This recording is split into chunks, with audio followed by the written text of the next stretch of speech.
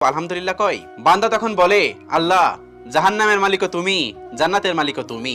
তুমি আল্লাহ খুশি হয়ে যদি আমাকে জাহান্নামও দাও, তাও আমার আপত্তি করার কোনো অধিকার নেই। আল্লাহ তখন বলেন, বান্দা, জাহান্নামে গেলে তুই পুড়ে যাবি, তোর খুব কষ্ট হবে। বান্দা তখন বলতেছে, আল্লাহ, কষ্ট শুধু আমার হবে না, তোমারও হবে।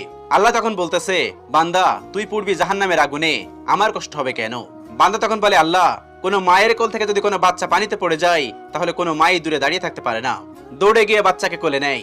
আমার বিশ্বাস ওই মায়ের সে কোটি কোটি গুণ দয়া তোমার বেশি। আমাকে জাহান্নাম দিলে তুমিও আল্লাহ শান্তি পাবে না। আল্লাহ তখন বলে, বান্দা, এই দলিল তুই কই পাইলি?